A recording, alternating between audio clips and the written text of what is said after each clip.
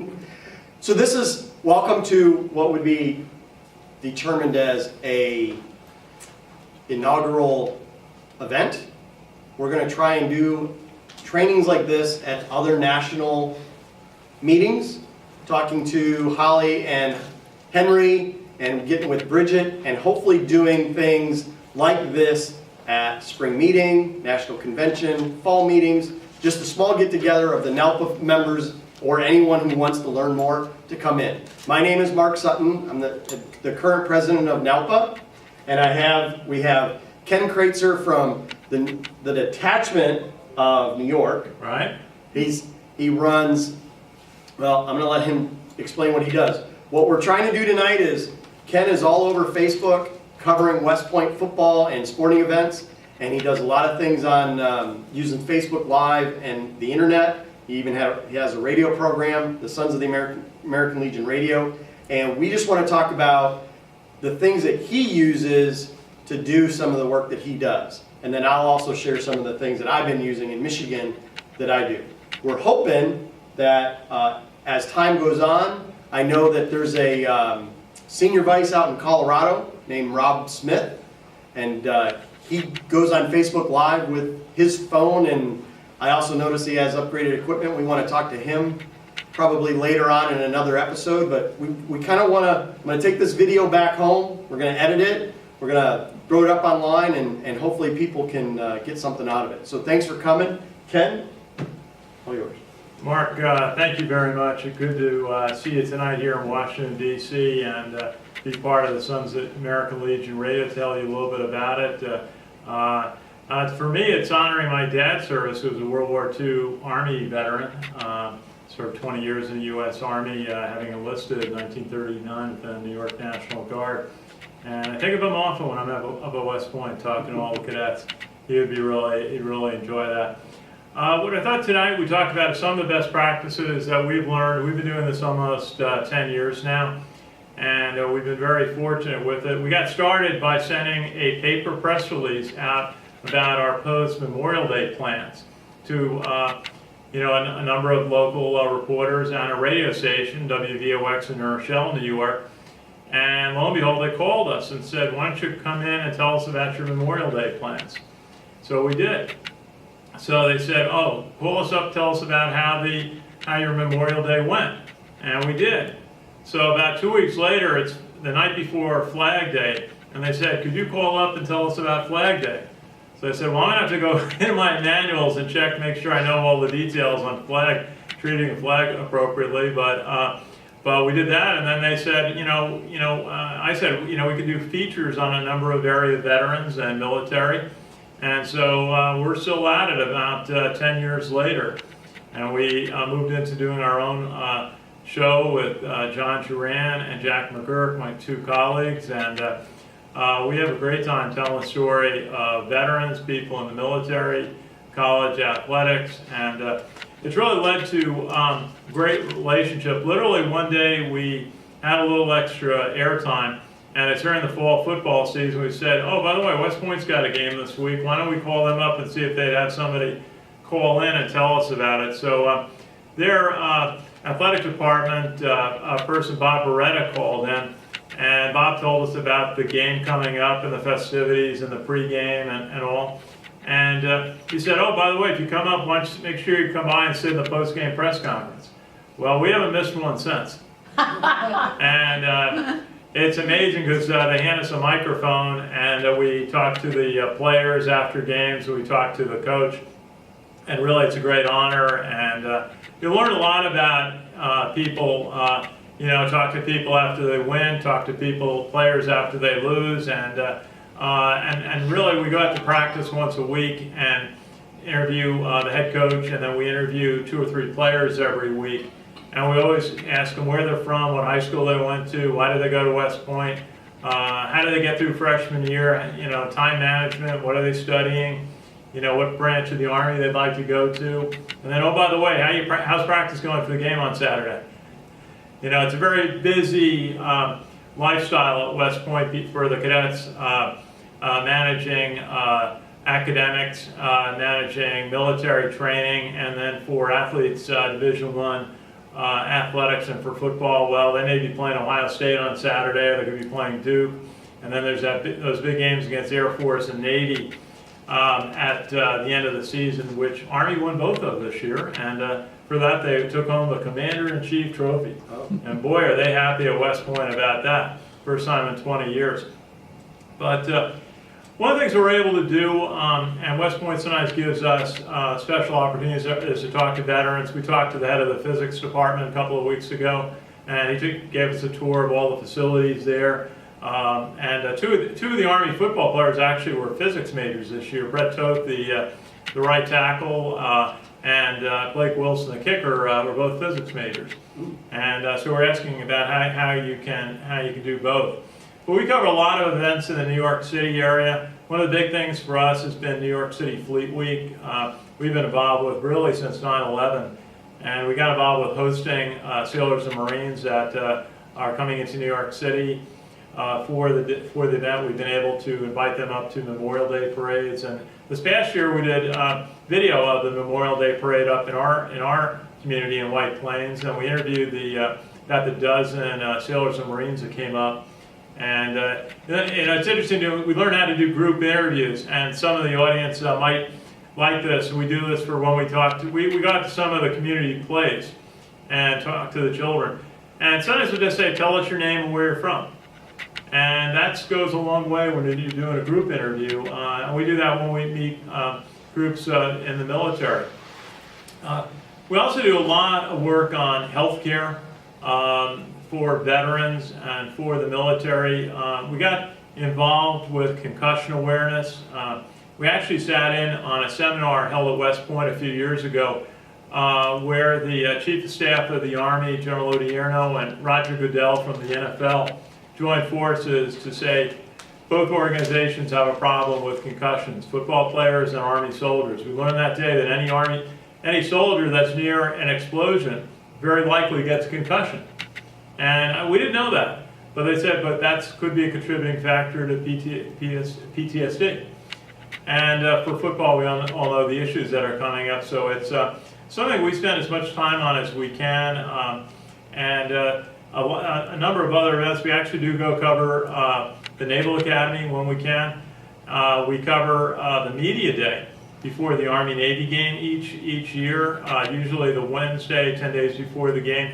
It's our chance to interview the Navy captains who come up, as well as our coach, Ken Niumatalolo. And this year was kind of neat because I go in, I'm doing my thing, I'm doing a video interview with one of the Navy captains, and then after that, somebody from Showtime came up to me and said, can you sign a release? And they videotaped me for their program this week in Navy football. And so I got a 10-second cameo on their national TV show that week, which was neat. We also do things like we work with the Girl Scouts locally. They have a group, the Heart of the Hudson, which is 7 counties around from Westchester towards Albany. And their group has been able to send about 100,000 cookie boxes a year out to troops. And we've been able to help them actually deliver cartons to troops overseas because we have some contacts through West Point and through some of our other military PAOs. We're able to find an address of somebody who can receive them in Iraq or Afghanistan. This past year we sent some to the Navy in Naples, Italy, where their base is, because a friend of ours we met at New York City Fleet Week almost 10 years ago now is a senior officer at the Navy base there, our good friend Ray Kemp, and he was able to help us with that. So we do a lot of things. We talk to authors, and what's kind of neat that we've done is, you mentioned Facebook Live. We've been starting to use Facebook Live on some of our broadcasts, especially things that are very time sensitive, like a pre-game show, a post-game show. It all depends on whether the Wi-Fi is good and how timely it is. Sometimes it's better to just take straight video and use that because you get better quality, especially if it's something you think people are going to watch over time. Like we cover the West Point graduation, and annually our most viewed video is the 2 minutes before the end of graduation at West Point, where all of the cadets have raised their right hand to accept the commission as second lieutenants, and then there's a prayer, and then there's this moment where the superintendent says to the commandant, dismiss the class. And then the commandant says to the first captain, dismiss the class, first captain. And he or she turns around to the Corps of Cadets, the seniors, the new second lieutenants, and says, dismissed! And they toss the hats. And it's just a great moment. And we're fortunate to be able to stand up in front and capture that moment and send it out. But we take that on regular video. Somebody else has got it on live TV. But we want to have that moment to show to people who couldn't get there, or for the people there, it's a keepsake. So you have to kind of evaluate, and everybody tells me they think of it the same way, about whether to take live video, like we'll take it off of our cell phone, my Samsung 8 Plus, or take it, a straight video, or to go into Facebook Live and capture it. It sends out a live signal. We had a great moment on this year. You can't tell CBS Sports this, so. We did Facebook Live of the march-on of the cadets and the midshipmen before the Army-Navy game. And if you know, this year it was snowing. And so I had to I'm using this phone on this tripod, like this. And I'm standing about 30 feet from the CBS booth, and I'm going live off my phone as the cadets march onto the field, and I would move right in front of where the first captain, Simone Askew, was giving the commands to the Corps. And then they marched out by when they left, and then the brigade of midshipmen came in, and we captured all that on Facebook Live from the field. We had 45,000 page views on that. And so it's kind of amazing what you can do. I went home and I was watching the CBS broadcast, and the leadership of the Corps of Cadets is marching by, and I'm on a field with this out here and my plug-in microphone. I'm doing commentary. And you could see me, and it was kind of neat what you can do. So let's talk about. So one of the things we were talking about before we started was that one of the things is if you're doing Facebook Live, it has to be portrait. Most phones you have to go portrait to go Facebook Live. Video can go portrait or landscape. With most Facebook Live you have to go portrait. So can you explain the device that you've got right there? Yeah, one of the things that we use two types of monopod and a tripod. And I started out just using this tripod. And the way it works is you just put the phone in like this. And you can turn it on and do video right off of this. Let's see if I can turn it on. And we even have a little light source that gives us some extra light. Which helps. Sometimes we're doing practice in November and it's dark out, and we're working off the stadium lights, which is sort of hard to do. But this enables us. This is one way to take video. And if you're just doing straight video, there are moments at times like when you're on a crowded field where it's helpful to be able to raise the camera high. And this is pretty steady. This holds the camera really steady. But it's like, and this bracket's about $10. And a monopad like this is only about $20. So this whole thing is $30. This is $10 on. You can find all of this on Amazon, but it works. And for in many situations, and I can plug in the phone. And so let's talk about this. What is this piece? You got two pieces. You got a microphone, and then what is this thing? This is a preamp, and just so you know, it's called iRig, a pre-iRig. The letter I, R-I-G, is what this device here is. See, it plugs right in like that. You make sure the green light is on. There's another iRig microphone that just runs off of the power from the phone. This one gives a boost of power. There's a battery in here. Oh, okay. And so it boosts the sound level, which is good. And as long as you make sure you turn it on. There's little drills in life in doing this that you got to be careful about. So is there an on-off switch on your microphone? No, this is just have to make sure it's plugged in. It has separated in the middle of an interview before. And one of the things that's nice is you may see I have the Legion logo two sides of this and the Suns logo on the other two sides. This is about 8 years old, so it's a little, I have to replace it. But this is what's called a microphone flag. Microphone flag. And there are companies, it costs about $50 if you don't need a rush order. And you send them the logos, they put it either on 3 sides or 4 sides. And so when you go in front of somebody, the organizational logo is out there, which happened when we interviewed the Secretary of the Army 2 weeks ago. Because I'm sitting down next to him and I decided to use this microphone, and I'm out like this as he's speaking, and so the Legion logo is out on the West Point video that they did. Oh, okay. Which, that shows the American Legion was there and was talking to the Secretary of the Army when he visited. So we have those kind of... And can you use this device in multiple cameras that you have? Yeah. Anything that has a microphone jack in it? Well, you have to be real careful. Like I can't use it on my T5i, which I'm taking video from today. Well, I'll just show you how when we go into Facebook Live, we put the camera up like this, and go into Facebook, and set it up.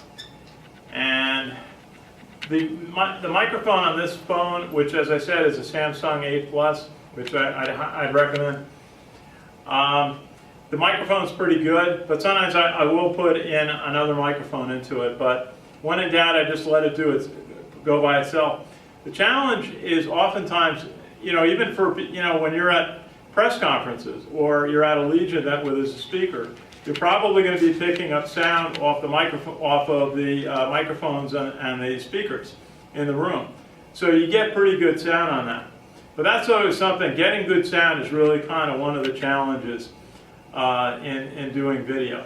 So when you're in a press conference, kind of like this area here, you have people out there, do you have a separate recorder that you put up on the lectern that they're giving from? Or are you just trying to record from where you sit? Well, it's kind of a challenge because really you're trying to pick up the sound off the speakers, which will be around the room. Okay. And so it's really something we're working on. There's sometimes I'll attach a set of speakers on top of this. Or there's a device with 2 microphones that'll plug into it that'll get us better sound in a press conference. But it takes a little time to set up. And one of the things you learn in dealing with athletics is the coaches have no patience. When they're ready to talk to you, you got to be ready to say, Coach, you got to have the camera on, microphone ready, and say, Coach, what did you work on in practice today? What do you think? What do you have to do for offense? You got to be ready, because if you're not ready, they're on to the next person. Or so when you're on the field, because that's a lot of activity is going on, are you using this with a microphone that's attached in it, or are you just using the camera attached to this? Most of the time, I'm putting the camera in just like this, and I plug in the microphone, and away we go. Okay. And you try to keep it simple because you're in an environment that's not very forgiving in terms of you don't get a second chance. So you try to keep it down to a limited number of variables, and the equipment is very reliable. The only problem is when you're out of practice and it's over 90 degrees, it may not work. And we kind of learned that because from covering some August practices that it may shut off when it goes over 90 degrees. Okay. So a couple of times they let us go into their locker room lobby to do interviews where it was air conditioned. Okay. So so I just want to let everybody know the holder itself is called a Xuma XUMA, and it's a model MTA 3008. XUMA MTA 3008 that's attached to this, and this is just a monopod. And this one is a Sunpack Ultra 7000. This is a very good one. And then his device up here is a Roma, Roma, PUROMA is the device that he can do his phone with. So that's kind of the basics on equipment, but there's a lot of gadgets involved, and you tend to be very careful about it because there's always a moment of truth. After I do an interview, did I get the sound? Did the sound come out okay? And one time I interviewed a brigadier general at West Point, and then the sound wasn't very good. So you learn from some mistakes. Most of the time it goes pretty well, and it's really a smartphone. It really puts everybody in the communications business. It's a very, very powerful tool. You got to make sure you use it correctly.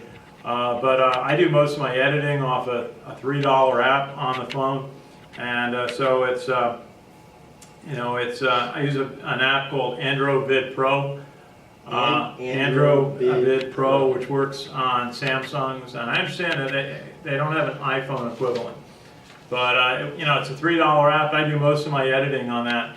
The other thing we do that is very good when you're covering events is you're trying to get a good picture of someone. And last year we covered an event at West Point called the Thayer Award, where former President George Bush was the honoree. And there was no moment, they had a parade for him, and then there was a dinner. There was no moment where we got close to take a photo of the former president. But the only time he kind of went by was when he rides a Jeep, which is part of the tradition of this, with the superintendent reviewing the troops. And he just drove right by us, and so we're going like this. I'm taking pictures on my phone, and I actually took video. And what I found is useful on that situation is you can go frame by frame and grab a frame for a photo. And so you can go and look at each individual frame off of this app I was telling you about, and pick the best frame for the picture of the subject.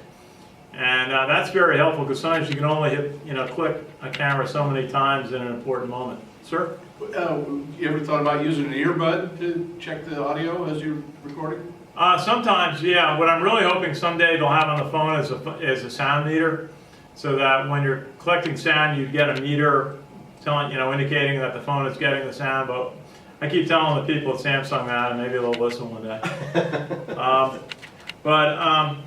I guess we've had, we get a chance to meet some neat folks, and one of the neat opportunities we did last year was Army was playing out at Ohio State on a Saturday in September, and I drove out there from New York, and we decided on the day before to stop in Pittsburgh. And the reason for that is there's a West Point alumnus playing for the Pittsburgh Steelers. You've probably heard of Alejandro Villanueva, the left tackle, number 78. He was a West Point football player. He served 3 tours in Afghanistan, and the Eagles gave him a chance, and the Steelers saw some potential on tape. So they brought him in, gave him a year to bulk up to be a left tackle. Now he's made the Pro Bowl this year. So I was able to stop and visit with him and do an interview. And so really it was neat. And it's funny who you meet in life. I ended up meeting Cam Hayward, the defensive tackle on the team. And he was very gracious. I mean, visiting the Pittsburgh Steelers training center and locker room is a little bit intimidating. I didn't really know anybody, but everybody was very nice to me. But I ended up having a conversation with him, and I said, can I do an interview? And he was very nice about it. And it turns out he's got a tremendous number of children's charities that he sponsors in the Pittsburgh area, which we asked him about. And then I asked him about leadership. What does it mean to be a captain of an NFL team? How do you demonstrate leadership? So he's a new friend that we're going to try and stay in touch with. And as far as questions with interviews, what I find a good interview is 3 questions. And sometimes I'll ask a fourth of a subject if there's like some terminology that's not clear, or there's a natural something that they mention that should be further developed. But I always find that 3 or 4 questions leads to about a 4 to 5 minute interview, which is really good. What I have to remind myself sometimes is to do a kind of a get acquainted first question. Like with the football players or basketball players, it's easy. You just say, "Hey John, good to see you. How was practice today?" And then they'll say something, and it just loosens them up a little bit, and then I'll talk more about the questions I have for them for the day. And that work goes a long way with people. Just getting them started, building a conversation. Interviewing, to me, is a lot about relationship building. The key for me is that I want to have the guests want to do another interview with me. And because they were comfortable, I ask questions. They have this expression I learned at West Point, you stay in lane. You ever heard that expression, stay in lane?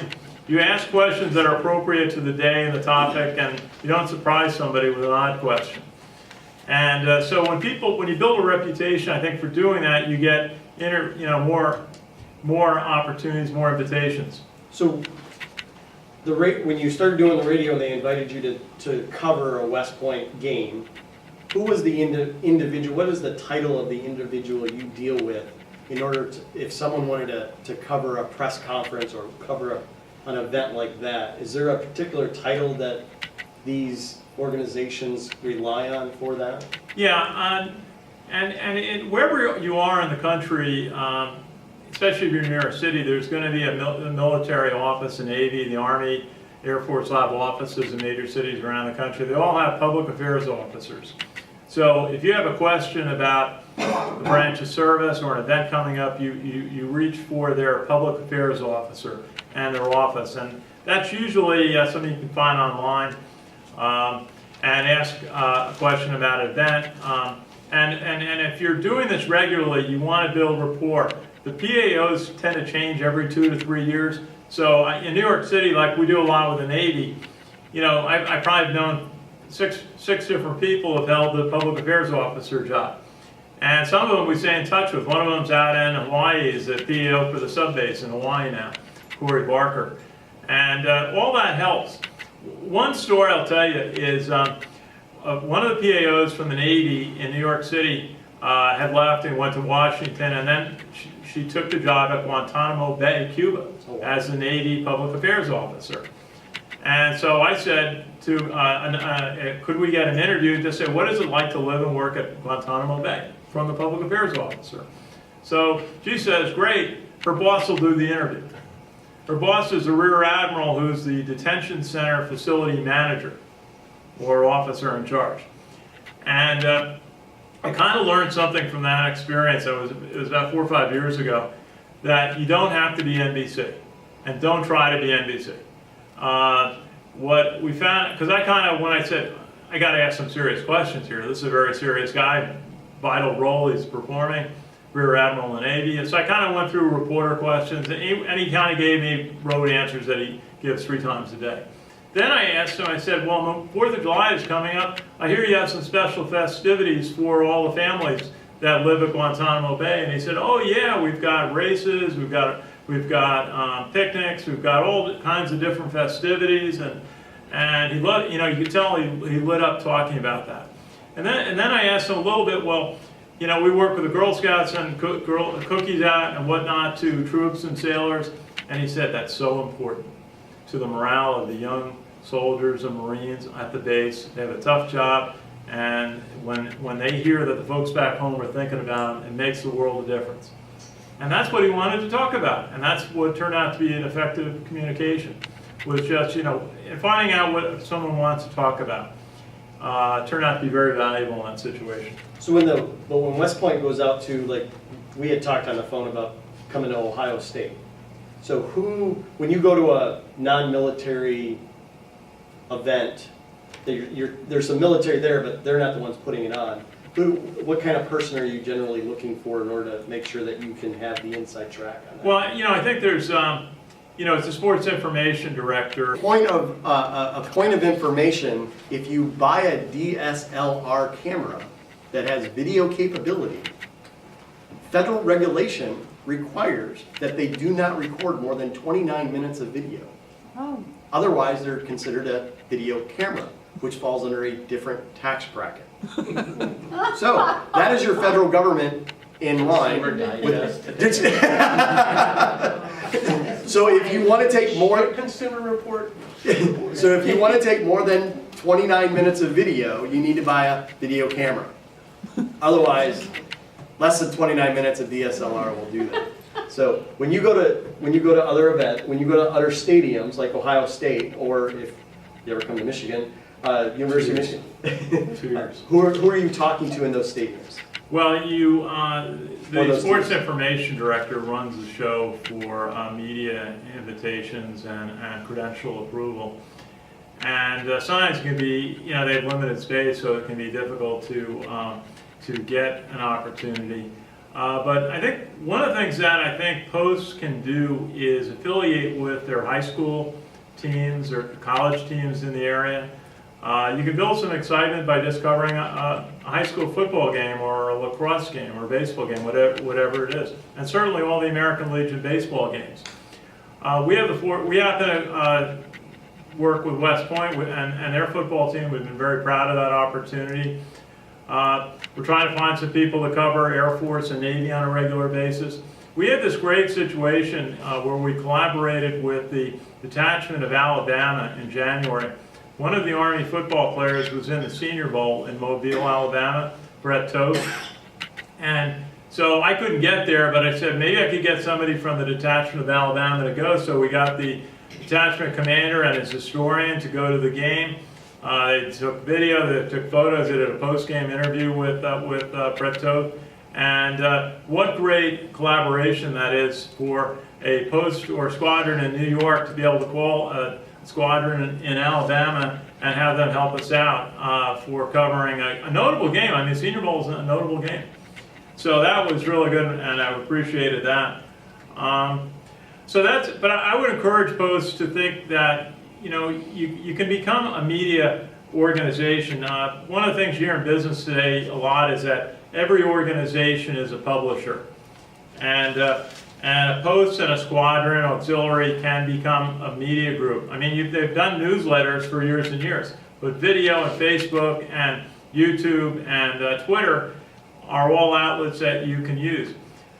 Quick story, we cover the New York Yankees Military Appreciation Day, usually in July, and that's an event that benefits the Special Operations Warrior Foundation, a great charity the Steinbrenner family support. So we were down there, we did a couple of interviews with the representatives of the charity, and so I stick around and watch the game, and then there's a post-game, a room not so different from this, where the Yankee manager, up until this year, Joe Girardi, would be there. And a couple of years ago, I'm taking video of the post-game. And so afterwards, one of the Yankee officials comes up to me and says, "Ken, you're with a radio station. What are you taking video for?" And I said, "Every radio station's got a Facebook page, right?" And so the corollary to that is every post and squadron and auxiliary can have a Facebook page.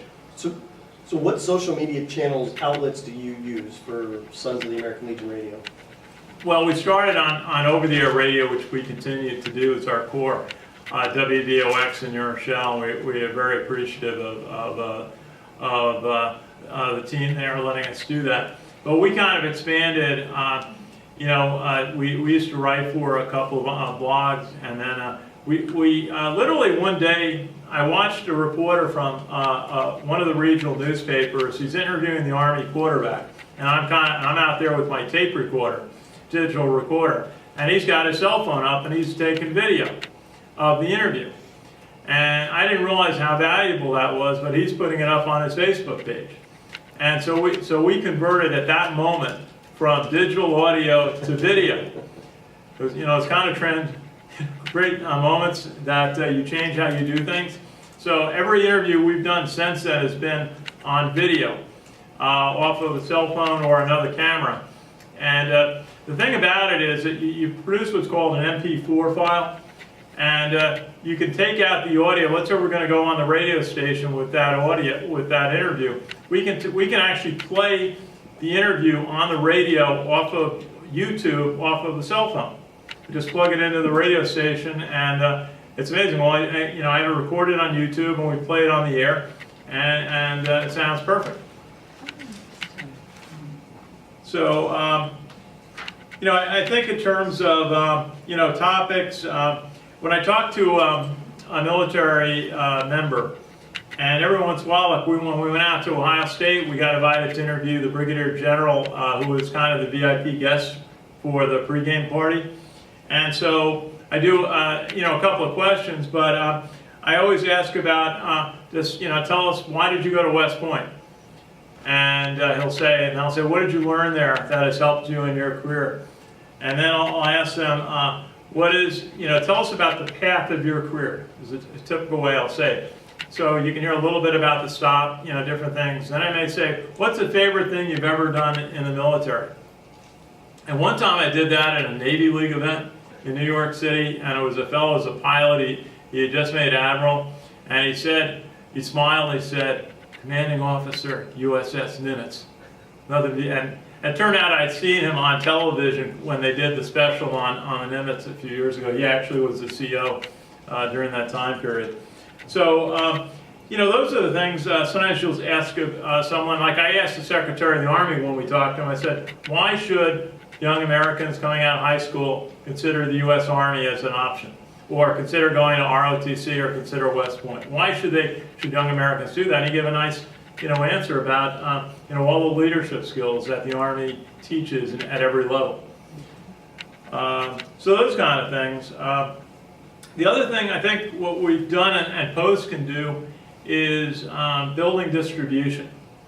And it takes time. Because of all the different social media, you kind of collect, like on Facebook, you try to collect page likes.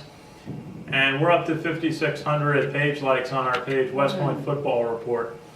And that got us about 2 million page views last year. And it was up about 20%. And then through, you know, the other media, the more you do it, the more you bring it, you know, promote it, especially on Twitter. We'll put some of our interviews on LinkedIn. So the more you do, the more attention you tend to generate. But we've actually been able to start sponsorships on our Facebook page. We have 7 paid sponsors this year.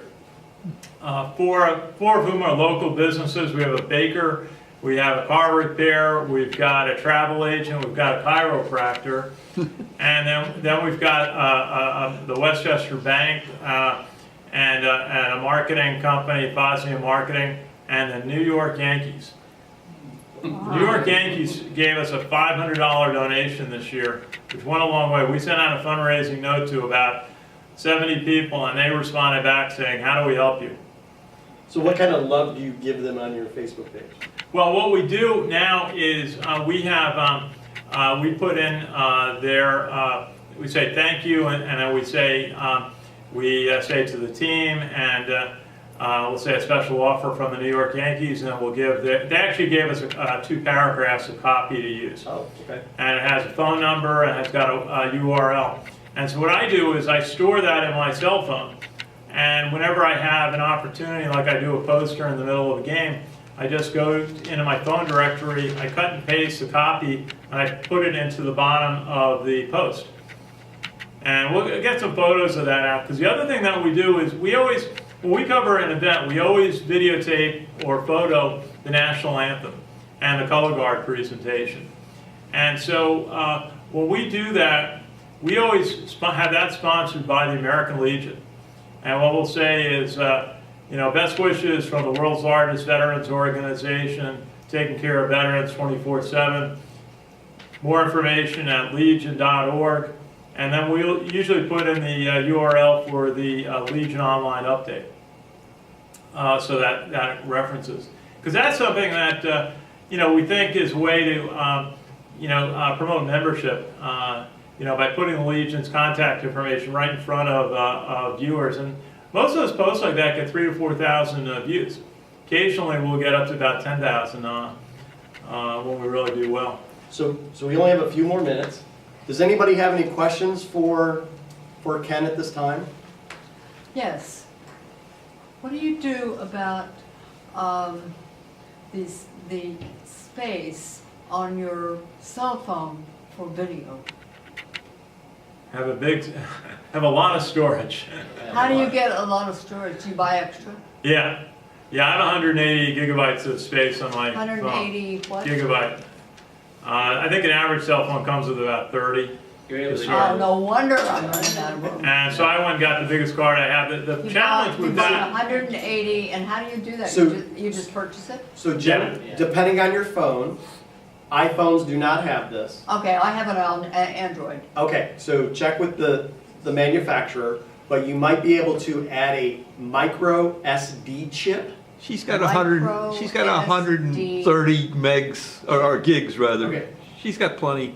It's a micro. But I'm always running out. Okay, it's a micro SD chip, and you can. Micro SD chip. Yep.